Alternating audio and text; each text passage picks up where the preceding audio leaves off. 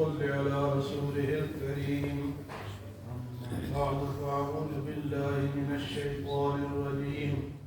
بسم الله الرحمن الرحيم. ألم نجعل الأرض كفاتا أحياء وأمواتا وجعلنا فيها رواسي شامخات وأسقيناكم ماء فراتا ويل يومئذ للمكذبين. گزشتہ درس میں فرمایا کہ ہم نے تم کو ایک حقیر قطرے پانی سے بنایا. أَلَمْ نَخْلُقكُّم مِّن مَّاءٍ مَّهِينٍ وَجَعَلْنَاهُ فِي قَرَارٍ مَّكِينٍ. پھر ہم نے ایک وقت کے لیے اس کو ایک جگہ پہ رکھا. إِلَىٰ قَدَرٍ مَّعْلُومٍ. ہم نے اندازے کے ساتھ اس کو رکھا. فَقَدَرْنَا فَنِعْمَ الْقَادِرُونَ. بس ہمارا اندازہ کتنا بہترین ہے. وَيْلٌ يَوْمَئِذٍ لِّلْمُكَذِّبِينَ. اور آج تو جھٹلانے والوں کے لیے ہلاکت ہے، تباہی ہے، بربادی ہے. آج کی آیات میں فرمایا أَلَمْ نَجْعَلِ الْأَرْضَ كِفَاتًا. ہم نے زمین کو سمیٹنے والا بنایا ہے، کفایت کرنے والا بنایا ہے، کافی بنایا ہے. أَلَمْ نَجْعَلِ الْأَرْضَ كِفَاتًا. زمین کو کفایت کرنے والا بنایا ہے. احیاء وامواتا. زندوں کے لیے بھی اور مردوں کے لیے بھی. فرمایا زمین تمہاری کفایت کرتی ہے، تمہارے لیے پورا ہوتی ہے، چاہے تم زندہ ہو یا تمہیں فوت ہو جاؤ. زندوں کے لیے تو اس طرح کفایت کرتی ہے کہ زندہ اس کے اوپر رہتے ہیں، گھر بناتے ہیں، چلتے پھرتے ہیں، سڑکیں بناتے ہیں، کارخانے بناتے ہیں. یہ زمین کے اوپر ہے، سب کچھ زمین کے اوپر ہے. اور اسی سے ہماری روزی بھی نکلتی ہے. جتنے انسان روزی کھاتے ہیں زمین سے پیداوار آتی ہے. تو زندوں کے لیے بھی کافی ہے اور مردوں کے لیے اس طرح کافی ہے کہ یہ مردے کہاں دفن ہوتے ہیں جی؟ زمین میں. اگر زمین میں دفن نہ ہوتے تو یہ کہاں جاتے؟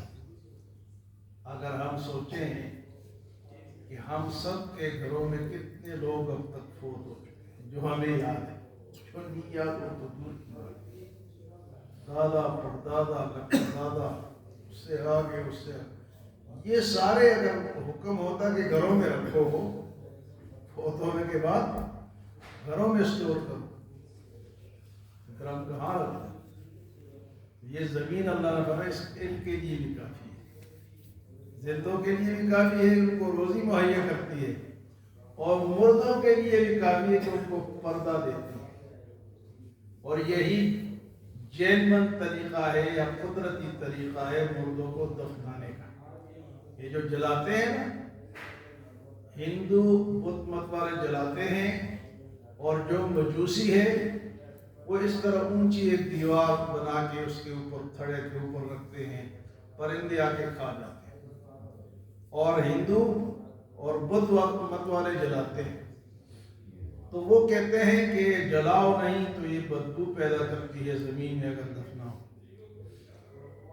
حضرت مولانا قاسم نانوتوی رحمۃ اللہ علیہ، جنہوں نے دارالعلوم دیوبند مدرسہ بنایا، اس کے محتمم تھے مولانا قاسم نانوتوی. ان سے ہندوؤں کا ایک بڑا لیڈر تھا سرسوتی، اس کو دیانند سرسوتی بڑا مشہور تھا، بڑا پھٹ بھی تھا. اس نے مولانا سے کہا کہ ہم جلاتے ہیں، اڑا دیتے ہیں، کوئی بدبو نہیں ہوتی، کوئی فضا خراب نہیں ہوتی، ہاں جی، اور تم دفناتے ہو یہ تو زمین بھی خراب ہوتی ہے. تو انہوں نے دو جواب دیے. ایک تو کہا کہ جب کوئی شخص کہیں سفر پہ جاتا ہے اپنی اولاد کو کس کے حوالے کرتا ہے، دوست کے یا دشمن کے؟ دوست کے حوالے کرے گا؟ دشمن کے کیوں کرے گا؟ تو انہوں نے فرمایا کہ یہ جو زمین ہے یہ ماں جیسی ہے، یہ دوست ہے. ہم جب روح نکلتی ہے تو روح اپنا جو باڈی ہے وہ زمین کے حوالے کرتی ہے. اور دوسرا جواب انہوں نے یہ دیا کہ خزانہ ہمیشہ دفنایا جاتا ہے. پرانے زمانے میں خزانے زمین میں رکھے جاتے تھے، کھود کے اور زمین کے اندر رکھتے. اب تک وہ نکل رہے ہیں. کئی جگہ کی فلاں جگہ لوگوں نے کھدائی کی تو نکل آیا. ہمارے ایک دور میں ہمارے علاقے میں رات کو لوگ قبرستانوں کی کھدائی کرتے ہیں، آ کے قبروں سب کو کھود کے چلے گئے. پتہ نہیں ان کو کس نے بتایا کہ ان قبروں میں کچھ ہوگا. تو انہوں نے دوسرا جواب یہ دیا کہ خزانے کو تو دفنایا جاتا ہے اور کچرے کو جلایا جاتا ہے. تو تین کی تو مسلمان ہو گئے، تو خزانہ ہے تم جلا کے اس کو رکھ. تو اللہ پاک فرماتے ہیں أَلَمْ نَجْعَلِ الْأَرْضَ كِفَاتًا أَحْيَاءً وَأَمْوَاتًا، ہم نے اس زمین کو کافی بنانے والا بنائے، سب کے لیے کافی ہے، زندوں کے لیے بھی کافی ہے اور مردوں کے لیے بھی. زندوں کو روزی مہیا کرتی ہے، چلتے پھرتے مکان بناتے، سڑکیں بناتے ہیں، اور مرنے کے بعد ہم ان زمین کے حوالے کرتے ہیں، وہ اس کو سنبھال لیتی ہے.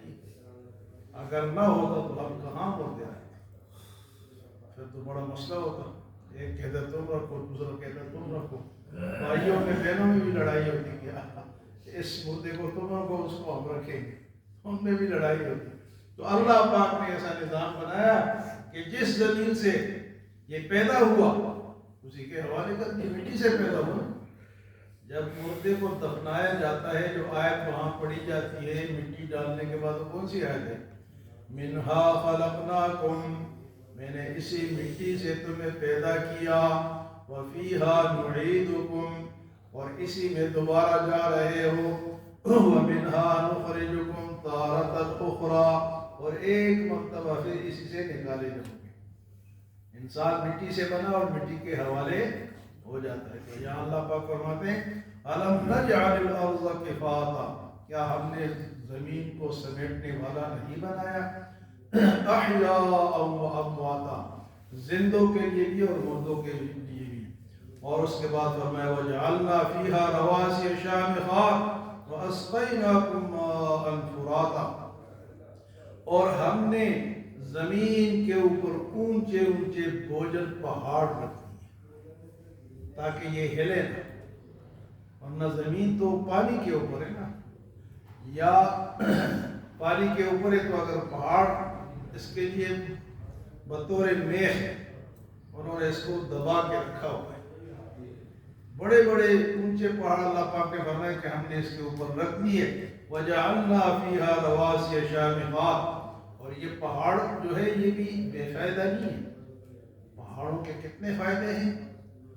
یہ جناب جنگلات اس کے اوپر ہیں، معدنیات ان کے اندر ہے، اور کتنے اونچے اونچے پہاڑ اللہ نے بنائے ہیں. کوئی اور بنا کر تو دکھائے. یہ جو کیٹو ہے ہمارا، اور دوسرا کون سے ماؤنٹ ایورسٹ، اور ایک اور بھی ہے یہ سری لنکا میں کا، وہی ہے یہی ہے ماؤنٹ ایورسٹ نیپال میں. تو یہ بڑے بڑے پہاڑ کتنے ہزار میٹر بلند پہاڑ اللہ پاک نے میں نے بنائے ہیں اور اس زمین کے اوپر میں نے رکھ دیے ہیں. وَجَعَلْنَا فِيهَا رَوَاسِيَ شَامِخَاتٍ وَأَسْقَيْنَاكُم مَّاءً فُرَاتًا، اور میں نے اس میں سے تمہارے پینے کے لیے میٹھا پانی بنایا. میٹھا پانی بھی اللہ نے اس زمین سے اور پہاڑوں سے نکالا ہے. جہاں میٹھا پانی نہ ہو وہاں لوگ کتنے تنگی سے زندگی گزارتے ہیں، اور جدھر ہو ہی نہ، آپ دیکھتے ہیں کہ جن علاقوں میں پانی نہیں ہوتا لوگ وہاں مکان بیچ کے جاتے ہیں. ہمارے یہاں اڈیالہ روڈ نہیں ہے، اس پہ پانی نہیں، اتنا بڑا روڈ ہے لیکن وہاں کھدائی کر کے بہت کم پانی نکلتا ہے ہی. تو پانی اللہ کی ایک نعمت ہے. اور پھر میٹھا پانی، اس لیے اللہ کے رسول صلی اللہ علیہ وسلم فرمایا کہ جب پانی پیو تو اللہ کا شکر ادا کر۔ اللہ نے میٹھا پانی ہمیں پلایا ہے۔ تو فرمایا کہ ایک تو زمین کو قرار کی جگہ بنایا ہے اور مردوں کے لیے بھی کافی ہے، زندوں کے لیے بھی کافی ہے۔ فرمایا کہ ہم نے پھر زمین کے اوپر بڑے بڑے بوجھل پہاڑ رکھ دیے ہیں اور فرمایا تمہیں پانی پلایا میٹھا، وَأَسْقَيْنَاكُم مَاءً فُرَاتًا، اور تمہیں پانی پلایا میٹھا پانی۔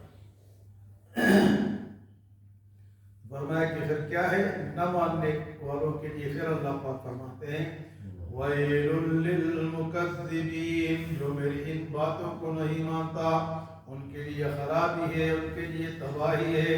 وَيْلٌ لِّلْمُكَذِّبِينَ، اس دن ان ایسے لوگوں کے لیے کیا ہے جی جو اللہ کی ان باتوں کو تسلیم نہیں کرتا، غور و فکر نہیں کرتا، ان کے لیے پھر ایسی خرابی ہے۔ اللہ ہمیں عمل و سمجھ کی توفیق عطا فرمائے۔